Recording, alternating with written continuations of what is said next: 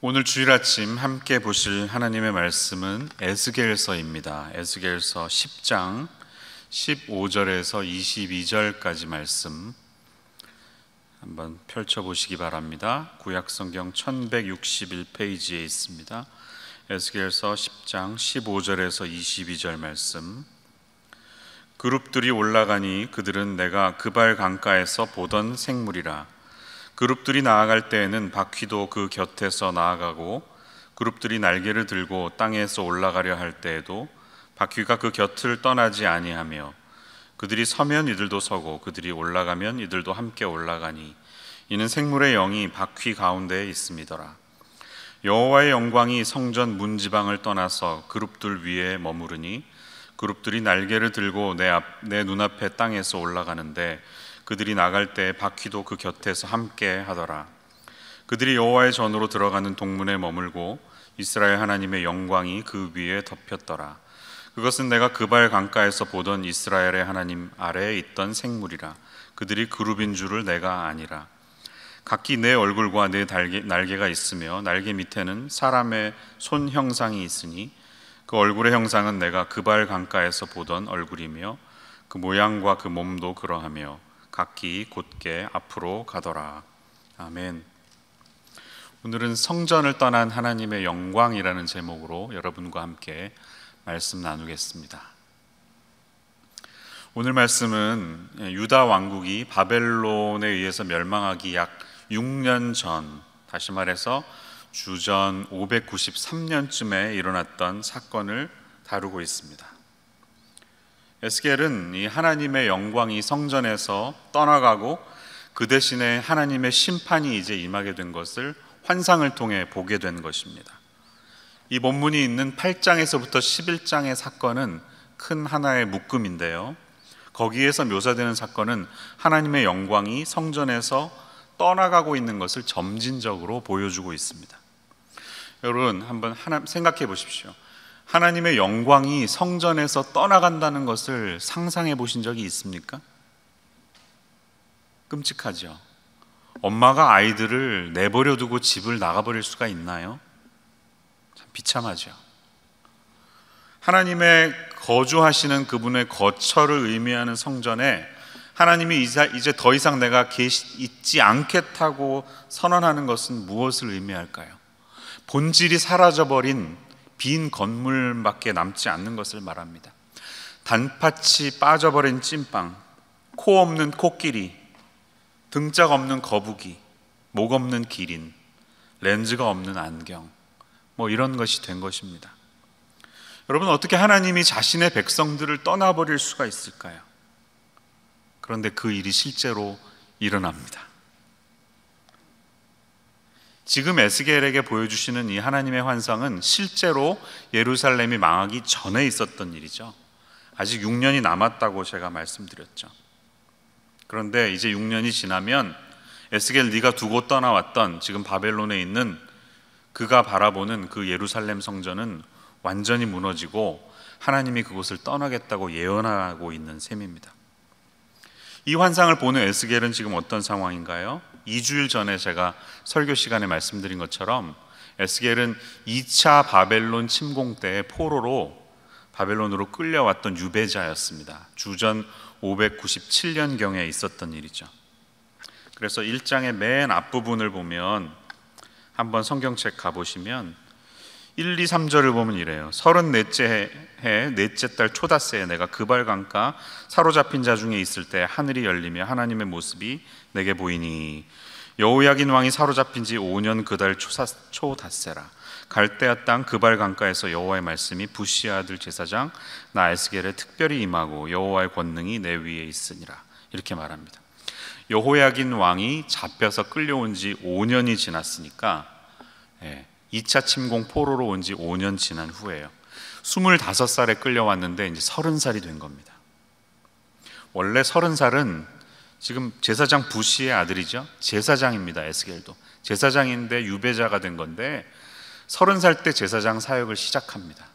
근데 하나님은 놀랍게도 그가 30살이 되는 때에 제사장으로 삼으시는 게 아니라 선지자로 그를 부르시고 있는 장면을 우리는 보게 되는 거예요. 이렇게 에스겔의 사역이 시작됐습니다. 오늘 우리가 읽은 8장에서 11장의 사건은 그로부터 약 1년 정도가 지난 후입니다. 또 다른 환상을 본 것입니다. 그런데 이 8장에서 11장을 여러분 한번 이번 주에 읽어보시는데요, 자세히 읽어보면 우리에게 굉장히 충격적인 장면들이 등장합니다. 아주 심각합니다. 왜 하나님이 성전을 떠나실 수밖에 없었나? 이런 충격적인 장면은 왜 있었을까? 여러분 아웃라인에 보시는 것처럼 그 이유는 성전 깊숙한 내부에까지 있었던 아주 번져든 심각한 우상 숭배 때문이었죠. 그 모습을 어떻게 보여주고 있냐면 8장으로 가보시면 이제 이 환상이 시작되는데 하나님이 이 장소 하나하나를 보여주십니다. 8장 5절을 보면 그가 내게 이르시되 인자야 이제 너는 눈을 들어 북쪽을 바라보라 하시기로 내가 눈을 들어 북쪽을 바라보니 제단문 어기 북쪽에 그 질투의 우상이 있더라 이렇게 말합니다. This image of jealousy, 이게 정확히 무엇인지는 모르지만 하나님이 질투를 느끼실 정도의 아주 배역한 일을 행한 것입니다. 또 8장 7절에서 8절로 쭉 가면 하나님이 뜰 문에 이르시는데요, 담이 있어. 담을 한번 헐어봐 했더니 헐었더니 거기 문이 하나 있어. 비밀의 방이 있는 거예요. 그 문 안을 들여다보니까 각양 곤충과 가증한 짐승과 모든 우상을 벽에다가 그려놓은 겁니다. 그리고 거기에서 사람들이 향연을 피우면서 예배하고 있어요. 그래서 12절 말씀 보면 하나님이 한탄하고 계시죠. 인자야 이스라엘 족속의 장로들이 각각 그 우상의 방한 어두운 가운데서 행하는 것을 내가 보았느냐? 그들이 이르기를 여호와께서 우리를 보지 아니하시며 여호와께서 이 땅을 버리셨다 하느니라 이렇게 말합니다. 하나님이 우리를 보지 않고 계시기 때문에 우리가 비밀의 방에서 또 다른 우상들을 예배하고 있다고 이렇게 말합니다. 14절에 보면 담무스라고 하는 바벨론의 이 농사 풍요를 의미하는 신인데 그 신을 예배하는 그 신에게 애곡하는 여인들의 모습이 나오고요. 또 16절 말씀을 보시면 그가 또 나를 데리고 여호와의 성전 안뜰에 들어가시니라. 보라 여호와의 성전 문 곧 현관과 제단 사이에서 약 25명이 여호와의 성전을 등지고 낯을 동쪽으로 향하여 동쪽 태양에게 예배하였더라 이렇게 말합니다. 자, 이 장면은 좀 충격이 아닙니까?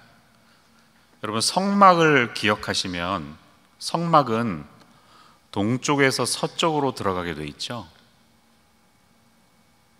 그런데 그래서 우리는 자연스럽게 서쪽을 향하여 예배할 수밖에 없는데 지금 이 사람들은 완전히 반대쪽 180도 동이 트는 태양을 향해서, 다시 말해서 하나님을 예배하는 방향과 정반대의 방향으로 하나님의 성전을 등지고 배역하는 모습을 보여주고 있는 것입니다. 이것이 여러 가지를 의미합니다. 그런데 분명한 것은 하나님이 현존해 계시는 성전의 아주 그 right in the center, 가장 중심에까지 주님을 완전히 등져버린 종교 지도자들과 백성들의 배역함이 나타났다는 것입니다. 자, 이랬기 때문에 하나님은 떠나실 수밖에 없었던 것입니다. 경고하시고 경고했지만 드디어 오늘 본문의 18절에 나타나는 것처럼 여호와의 영광이 성전 문지방을 떠나서 그룹들 위에 머물렀다 이렇게 말하고 있습니다. 원래 성전에는 늘 하나님의 영광이 머물러 있어야 하잖아요. 충만해야 되잖아요. 그런데 이제 유다가 망해가는 이 시점에 오니까 더 이상 예루살렘 성전은 그렇지 못했던 것이죠. 이제 변곡점, 임계점에 이르게 된 것입니다. 물이 끓어버리게 되는 그 상황에까지 타락이 점점 강도가 심하게진 것이죠. 유다 백성이 하나님의 성소를 이렇게 더럽혔기 때문에 일어난 일입니다. 여러분, 여기서 우리는 무엇을 볼 수가 있습니까? 하나님은 하나님의 의지에 따라서 그분의 영광을 우리 가운데 허락하시기도 하고 또 거두어 가시기도 합니다. 영광이 떠나갈 수 있다는 사실이에요. 우리 교회도 마찬가지입니다. 교회도 예수 그리스도의 피로 세워진 주님의 몸인데 교회의 성결함과 거룩함을 우리가 지켜내지 못하면 하나님의 영광이 얼마든지 떠날 수 있다는 것입니다. 이게 오늘 본문이 주는 메시지예요. 근데 저의 포인트는 이런 교훈을 보면서 우리가 어떤 것들을 붙들어야 하는가, 여기서 우리가 삶 속에 가지고 가야 하는 교훈이 무엇인가, 또 소망이 있다면 그것은 무엇인가, 세 가지를 보려고 합니다. 하나님께서 이렇게 성전을 떠나시는 모습을 보았는데, 떠나시면서 서서히 동쪽으로 나아가시는 장면을 우리가 볼 수가 있어요. 거기에서 우리는 먼저 하나님의 마음을 읽어야 합니다. 먼저 에스겔 9장 3절 말씀을 보시면 지성소에서 문지방을 향하여 갑니다. 왼쪽에서 동쪽으로 옮겨놨죠. 그리고 에스겔 10장 4절과 19절을 보시면 오늘 본문인데요, 성전 문지방에서 동문을 향하여 갑니다. 그렇죠? 점점 동쪽으로 가는 것입니다. 그리고 마침내 11장 끝에 가면 11장 23절을 보시면 동쪽 산을 향해 가는 겁니다. 하나님이 점점 지성소에서 떠나서 동쪽을 향하여 물러가고 계세요. 여기서 뭘 볼 수 있나요? 여러분, 엄마가 애들 두고 떠날 때 엄마 간다 이러고 가잖아요. 빠이, 일주일 있다 만나. 그런데 한 번만 하지 않죠. 또 신발 신습니다. 그리고 신발 신고 또 엄마 간다. 일주일 있다 만나. 또 가방을 맵니다. 친정 가는데. 그리고 문을 열기 직전에 이제 애들한테 한번 또 보죠. 또 엄마 간다. 이런 거 있잖아요. 지금 하나님 그런 심정인 거예요. 그냥 뒤도 안 돌아보고 확 떠나버리시는 게 아니라 우리들의 패역함을 보시면서도 그 자리를 떠날 수밖에 없으면서도 뒤를 돌아보시는 그 엄마의 심정처럼 나 간다 얘들아, 그런 안타까워하는 주님의 마음이 있습니다. 이게 바로 하나님의 심정인 것을 우리가 알아야 합니다. 여러분, 참 오늘 본문이 어둡죠, 무겁죠, 힘들죠. 그럼에도 불구하고 오늘 어떤 교훈을 붙들어야 할까요? 첫 번째로 우리는 이 하나님의 영광의 빛을 세상을 향해 비추어야 한다는 사실을 우리는 붙들어야 해요. 우리가 그렇게 안 하면 교회에는 더 이상 소망이 없습니다. 마태복음 5장 16절 말씀 잘 알고 계시죠? 같이 한번 우리 읽어볼까요? 여러분 소리내서 시작. 이같이 너희 빛이 사람 앞에 비치게 하여 그들로 너희 착한 행실을 보고 하늘에 계신 너희 아버지께 영광을 돌리게 하라. 이렇습니다. 아멘. 자, 하나님의 영광, 이 단어는 참 무거운 단어인데 어릴 때부터 많이 듣던 말입니다. 근데 이 영광이 뭡니까 도대체? 깊은 신학적인 주제죠. 그렉 빌이라고 하는 학자는 하나님의 영광을 세 가지로 나누어서 설명하시는 것을 본 적이 있습니다. 첫 번째는 하나님 존재 자체의 영광입니다. 그분 자체에 영광이 있다는 거예요. 우리가 태양을 두 눈으로 볼 수가 없잖아요. 두 눈 뜨고. 그럴 수 없는 것처럼 하나님을 바라볼 수 없는, 그분만이 갖고 있는, 우리가 범접할 수 없는 영광의 무게라는 게 있다는 것입니다. 두 번째 영광은 표현된 영광이에요. 그 영광이 이 땅에 드러나서 보여지는 하나님의 영광이 있어요. 비유를 해보면 태양 자체를 우리가 볼 수는 없지만 태양에서 나오는 빛과 열과 광선 같은 것들은 태양 자체와는 구분되지만 분명히 태양의 어떤 특성이 전달된 것입니다. 하나님에게도 이렇게 표현된 영광이 있다는 것이죠. 여기서 우리가 눈여겨봐야 할 중요한 텍스트가 출애굽기 33장에 나오는데요, 모세가 시내산에 올라가서 주의 영광을 내게 보여주십시오 했더니 하나님이 뭐라고 그러시냐면, 내가 내 모든 선한 것을 내 앞으로 지나가게 하고 여호와 이름을 내 앞에 선포하리라. 나는 은혜 베풀 자에게 은혜를 베풀고 긍휼히 여길 자에게 긍휼을 베풀이라. 이렇게 말씀하세요.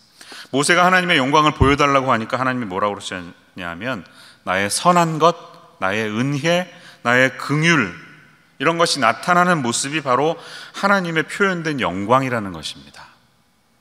이렇게 하나님의 영광은 이 땅 가운데 나타나는 거예요. 그런데 거기서 끝나지 않습니다. 세 번째는 반영된 영광이 있습니다. Reflected glory. 하나님은 그분이 우리로 하여금 영광을 받기 위해서 피조물인 우리들이 하나님의 영광을 담아내는 것뿐만 아니라 그것을 다시 비추어내도록 하셨어요. 제가 말씀드린 이 모세의 사건에서 모세가 하나님의 영광을 보고 나서 어떻게 하죠? 다시 땅으로 내려오는데 얼굴에 수건을 둘러야 했습니다. 왜? 너무 얼굴에서 광채가 났기 때문에. 이게 뭐예요? 이 하나님의 영광의 빛을 경험한 사람은 다시 자신의 삶 속에서, 내면의 삶에서 그것을 다시 리플렉트하는, 내 삶에서 체화된 하나님의 영광의 삶이 있다는 것입니다. 이 사건은 하나님의 영광이 어떠한 속성을 보여주고 있는지 우리에게 잘 표현해주고 있어요. 하나님의 영광은 전염성이 있기 때문에 그 영광에 같이 가까이 가고자 하는 사람들은 반드시 그 영광을 다시 비추어내게 반영하도록 합니다. 그렇기 때문에 예수님은 너희는 세상의 빛이라고 하셨고요, 니같이 너희 빛이 사람에게 비치게 하라고 말씀하신 거예요. 이 말은 하나님이 주신 우리의 영광의 빛을 세상을 향해 다시 반사하라는 뜻입니다. 우리는 여러분 발광체가 아니라 반사체인 것을 기억해야 됩니다. 무슨 말이에요? 빛 자체의 특성을 우리는 갖고 있지 않아요. 우리는 빛을 다시 거울처럼 반사할 수밖에 없는 존재입니다. 발광체는 하나님 한 분이세요. 영광의 담지는 오직 그분에게만 있습니다. 우리는 그 빛을 다시 반영할 수밖에 없는 피조물이라는 것이죠. 근데 이게 바로 모세를 통해 보여준 것처럼, 예수님의 말씀처럼 우리가 이 세상 속에서 전달해야 하는 우리의 역할이라는 겁니다. 우리가 하나님의 영광으로 충만하게 채워지고 나면 그 빛이 세상을 향해서 반드시 다시 전달되어야 하는 것입니다. 우리가 빛으로 살아야 하는 것입니다. 빛이 사라지면 이 세상이 다 암흑천지가 되고 말지 않습니까? 여러분, 요즘 세상이 얼마나 어렵습니까? 좋은 뉴스가 정말 단 하나도 없습니다. 이건 심하면 99개 배드 뉴스, 1 good 뉴스, 이 정도예요. 러시아를 보세요, 중국을 보세요, 벨라루스를 보세요, 레바논을 보세요, 미국을 보세요, 한국을 보세요. 어디 존경할 만한 지도자가 어디 있으며 세상의 시스템, 멀쩡히 굴러가는 시스템이 어디 있습니까? 오로지 타락뿐, 자신을 위한 욕망뿐, 세상이 이토록 암흑으로 가득 차 있습니다. 여러분, 영광이신 하나님을 담아내는 일들이, 또 그 빛을 비추어내는 일들이 사라지면 이렇게 세상은 암흑으로 변할 수밖에 없다는 것입니다. 교회가 교회의 역할을 하지 못하면 세상은 아무런 소망이 없습니다. 어쩌면 지금 세상이 이토록 정신없이 어두운 이유는 우리 교회가 교회의 역할을 하지 못했기 때문은 아닐까요? 왜 세상에서 교회를 걱정해야 합니까? 교회가 세상을 걱정해야지. 야, 너네 교회 어쩌냐? 목사 하나 때문에 교인들이 갈라져서 싸우고 나갔다며? 아이고, 참 안 됐네. 세상 사람들이 왜 걱정하냐고요? 그 반대가 돼야 되는 거 아닙니까? 교회가 세상을 위해서 걱정해야죠. 지금 이것이 우리에게 있는 문제라고 하는 것입니다. 그래서 이 우상은 사실 내가 예배하는 것이 우상으로 나타나는 거예요. We become what we worship. 이게 우상이에요. 우상 숭배자들은 하나님의 영광을 온전히 품지 못했기 때문에 점점점 자기들이 빚어낸 금송아지, 송아지 우상을 닮아갑니다. 왜 하나님을 생각했을 때 아론이 빚어냈던 우상이 송아지가 나왔을까요? 왜 송아지였을까요? 송아지는 당시 농경 문화의 심벌이라고 할 수가 있습니다. 농사가 잘 되려면 소가 있어야 돼요. 농사의 결과를 좌지우지합니다. It's the economy. 여러분, 월스트리트 맨하탄에 가시면 거기 왜 송아지 동상이 있을까요? 이것은 현대판 금송아지입니다. It's the economy. 우리를 먹여 살리는 것은 이 돈, 다시 말해서 맘몬이라는 뜻의 다름이 아닙니다. 근데 무섭게도 교회 안에도 이 맘몬주의가 들어와서 큰 힘을 발휘할 때가 있습니다. 이것이 바로 우리가 경계해야 하는 우상 숭배라고 하는 것입니다. 저에게는 이 가나안 성도들에 대해서 특별히 가슴 아픈 그런 하트가 있습니다. 여러 성도들이 있지만 가나안 성도 아시죠? 안나가 거꾸로 하면 교회 다니다 교회 떠나버리신 분들, 그분들만 생각하면 마음이 좀 굉장히 찢어지게 아픕니다. 이분들이 왜 교회를 떠났을까? 여러 이유가 있겠지만 그 중에 하나 이유는 교회 안에서 금송아지를 봤기 때문일 것입니다. 2014년도 목회 사회학 연구소의 통계에 의하면 이 교회를 떠난 가나안 성도 가운데 67.1%는 언젠가는 나도 다시 교회에 나가고 싶다고 피력했습니다. 그들도 좋은 교회를 여전히 찾는 중이고 그때가 오면 다시 교회 생활을 하겠다는 것입니다. 그러나 나머지 33%는 나가고 싶지 않지만 마음이 불편하다, 그리고 나가고 싶지 않다를 선택했다고 합니다. 그 말은 뭐냐 하면 내가 신앙은 갖고 있겠지만 교회 공동체는 다시 들어가고 싶지 않다는 마음이겠죠. 여러분, 요즘 청년들이 교회에서 점점 사라진다고 하죠.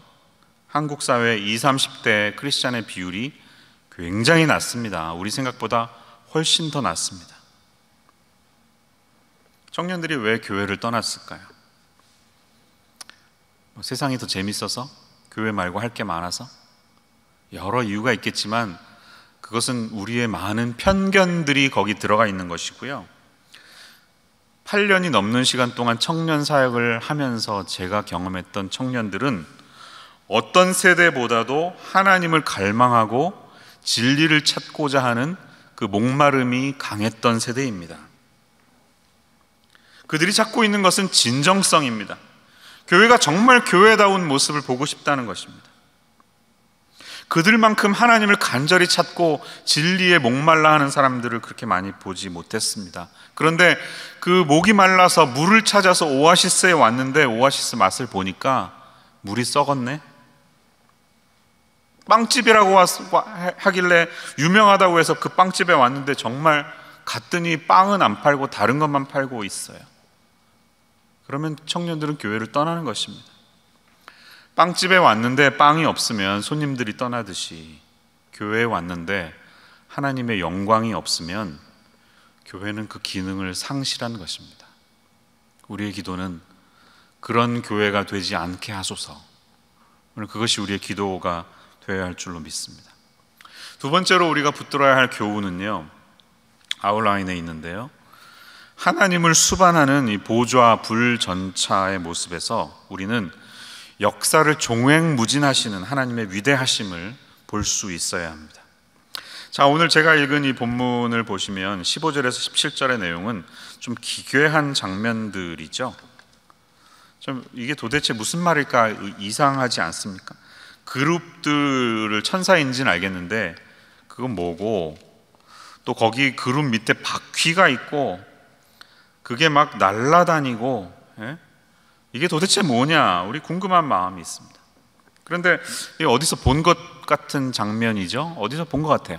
네, 잘 보신 겁니다. 어디 나오죠? 에스겔 1장에 나옵니다. 하나님이 처음 에스겔에게 나타나셨을 때 환상 중에 이 생물들을 보여주십니다. 1장 그 4절에서부터 끝까지 이 생물에 대한 표현이 쭉 이어지고 있습니다. 에스겔은 1년 전에 내가 그발 강가에서 봤던 그 생물이 다시 나타났네, 이렇게 레커나이즈 한 것입니다.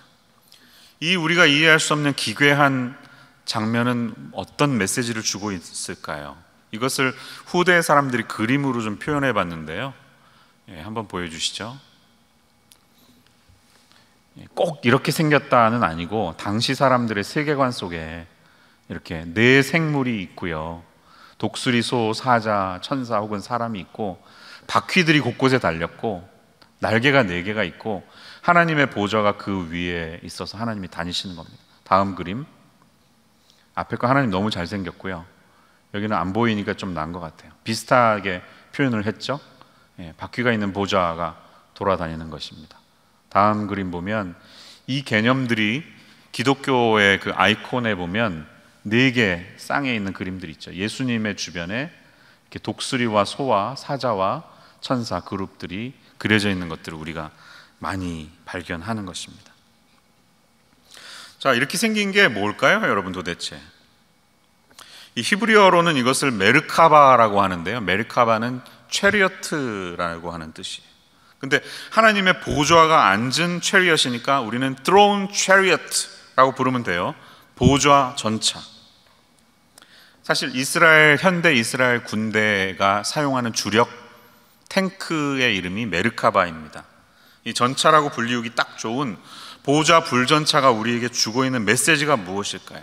21세기 버전으로 생각하면 에스겔이 무슨 마치 바퀴가 많은 헬리콥터, 하늘을 막 자유자재로 날아다니는 헬리콥터를 지금 본 것이구나, 우리는 이렇게 상상할 수 있지만, 중요한 것은요, 1장에서 중요한 것은 하나님의 임재를 상징하는 이 장면이 그발 강가에 나타났다는 것입니다. 여러분, 이게 무엇을 의미하죠? 지금 에스겔은 바벨론 포로로 끌려가 있습니다. 근데 하나님이 거기에 신방을 오신 거예요. 원래 하나님은 성전에 계셔야 되잖아요. 예루살렘 성전 보좌에 앉아 계셔야 되는데 성전에 계셔야 하나님이 바벨론 땅까지 날라와서 신방 오신 거예요. 이 네 생물이 무엇일까? 많은 분들이 궁금해합니다. 어떤 설명을 보니까 만물의 영장인 사람, 야생동물의 왕인 사자, 가죽의 대표인 소, 새들의 왕인 독수리의 모습은 모든 피조물들이 하나님을 경외하며 하나님이 만물과 세상 역사를 주관하고 계신다는 것을 보여준다, 이렇게 설명합니다. 그런데 중요한 것은 그것보다 이 피조물들이 하나님의 보좌를 어깨에 지고 순종하고 있는 모습입니다. 이 그룹 천사는 늘 하나님의 곁에 서서 지키는 어시스턴트들이거든요. 근데 하나님이 역사하시는 역사함은 이 모든 피조물들의 순종을 통해 일어나고 있는 사실을 우리에게 보여주고 있습니다. 어쩌면 하나님의 일을 한다고 하는 우리들도 늘상 그분의 주되심을 인정하면서 우리 삶 위에 보좌가 있는 것처럼 그렇게 순종해야 할지 모르겠습니다. 그런데 우리에게 더 위로가 되는 모습은 바로 이 바퀴들의 모습입니다. 바퀴. 오늘 10장에도 보니까요, 가고 싶은 데에 가요. 막 그냥 어디 마음대로 돌아다니는 거예요. 그렇죠? 그들이 서면 이들도 서고 그들이 올라가면 이들도 함께 올라가니, 이 자유자재로 비행하는 비행 물체처럼 이 바퀴들로 인해서 전차가 막 돌아다니는 거예요. 이것이 무엇을 의미합니까? 이 당시의 고대 근동 문명에서 신학이라고 하는 것은 정치학의 부속 학문이었습니다. 다시 말해서 한 나라가 망하면 그 나라가 섬기던 신도 같이 망한다는 것이 사람들의 인식이에요. 아수르 나라가 망하면 아수르 신도 망하고, 바벨론이 망하면 바벨론 신도 그날로 시효가 끝납니다. 그렇기 때문에 주변 나라들은 유다라는 나라가 망하면 유다의 신인 야훼 하나님, 여호와 하나님도 소멸될 줄 알았습니다. 그런데 어떻게 되고 있죠? 정반대의 일이 벌어지고 있는 것입니다. 이스라엘이 멸망하고 유다가 멸망하자마자 하나님은 더욱더 찬란하게 불전차를 타시고 온 세상을 돌아다니면서 전 세계 속에서 종횡무진하고 계신 것입니다. 다시 말하면 하나님은 역사에 매이는 하나님이 아니었습니다. 에스겔은 하나님이 이스라엘의 이 유다의 운명과는 전혀 다른 궤적을 따라 움직이시는, 역사를 뛰어넘으시는 하나님이신 것을 발견한 것입니다. 그것이 바로 이 보좌 전차 환상의 핵심이에요. 여러분, 우리도 그것을 붙들어야 해요. 세상이 어지럽죠. 예배당에 사람들이 모일 수 없으니까 예배가 사라진 것처럼 느껴지시죠. 이대로 기독교는 망하는 것은 아닌가 위기감도 들죠. 그러나 하나님 지금 어디 계세요? 예배당 안에만 계신 분이 아니십니다. 하나님은 우리의 가정에도 계시고 우리의 직장에도 계시고 우리가 걸어다니는 공원에도 계시고 어디든지 돌아다니실 수 있는, 우리와 늘 함께 하시는, 역사를 뛰어넘으시는 하나님 되시는 줄로 믿으시기를 바랍니다. 우리가 오늘 세 번째로 붙들어야 할 교훈 3번은 하나님의 영광이 지금 떠나지만 영원히 떠난 것이 아니라 다시 귀환하신다고 하는 약속이 있음을 기억해야 한다는 거예요. 하나님이 약속하셨습니다. 성전을 떠났던 여호와의 영광이 다시 돌아와요. 어디서 약속하죠? 에스겔 뒷부분을 읽어보시면 됩니다. 43장의 예를 들어보겠습니다. 지금 다 읽지는 않고요, 쭉 보시면 동쪽에서부터 다시 돌아옵니다. 동쪽을 향하여 떠났던 하나님의 영광이 다시 이 재건된 성전을 향하여 돌아오고 있는 장면을 보고 있어요. 에스겔이 이것 또한 본 거예요. 여호와의 영광이 동문을 통하여 성전으로 들어가고 영이 나를 들어데리고 안뜰에 들어가시기로 내가 보니 여호와의 영광이 성전에 가득하더라. 아멘.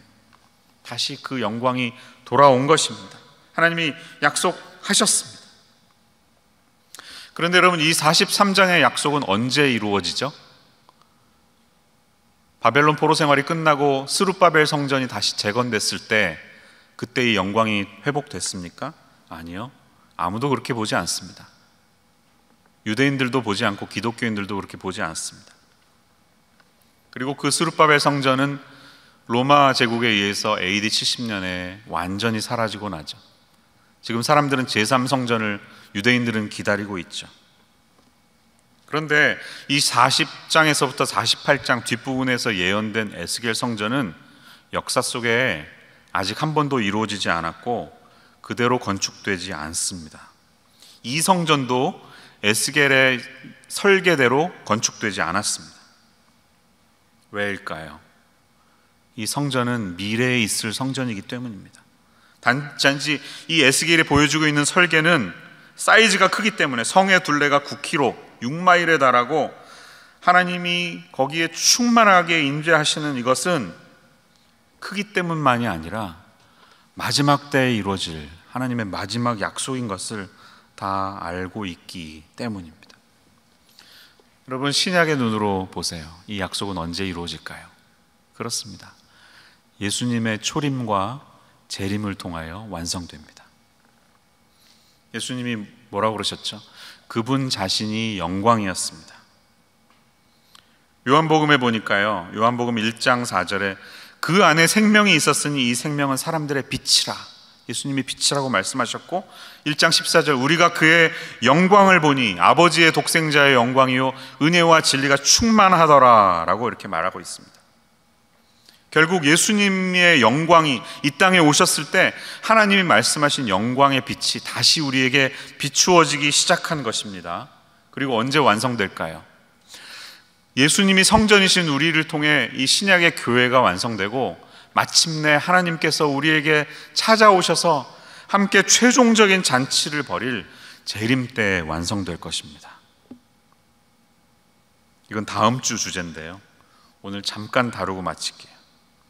계시록 21장에 보면요, 마지막 부분 22절, 23절에 보면 이런 내용이 나옵니다.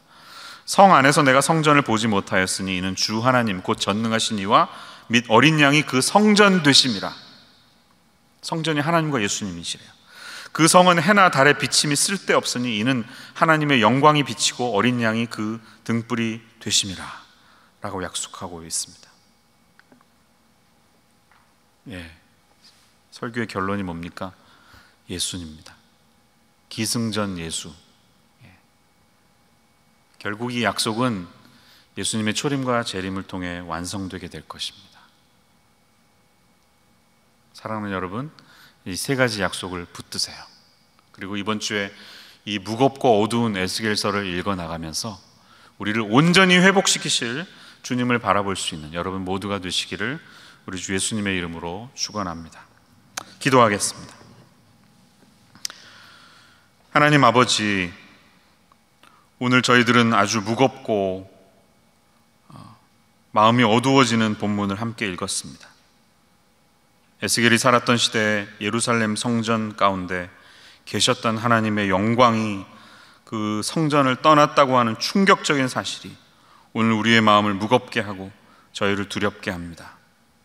주님, 이 시대 속에 우리의 한국교회와 이민교회에 처한 우리의 마음에서, 우리의 심령 속에서 하나님의 영광과 성령 하나님이 떠나시는 이 불행한 일이 없을 수 있도록 우리를 불쌍히 여겨주시기를 원합니다. 하나님, 우리 내면에 있는 모든 우상의 모습들, We become what we worship, 내가 마음속에 추구하는 그 우상의 모습들을 다 들여다보게 하여 주시고 그것을 걷어내버리고 그 모든 감추인 것들을 하나님 앞에 정직하게 드러낼 수 있는 회개의 영을 저희에게 허락하여 주시옵소서. 그리하여 하나님의 영광이 저희의 곁을 떠나지 않는 기쁨과 감격을 언제든지 맛볼 수 있기를 원합니다.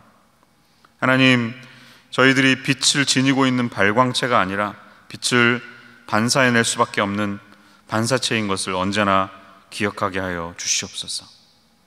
이같이 너희 빛을 사람 앞에 비치게 하여 빛이신 우리 예수님, 주님을 온종일 품고 마음속에 새겨서 그 빛을 세상 가운데 비추어낼 수 있는 그런 교회 되게 하여 주시옵소서. 그것을 통해 하나님이 기뻐하시고 그들로 너희 착한 행실을 보고 하늘에 계신 너희 아버지께 영광을 돌리는 일들이 저희의 인생을 통해 일어나게 하여 주옵소서. 예수님의 이름으로 기도합니다. 아멘.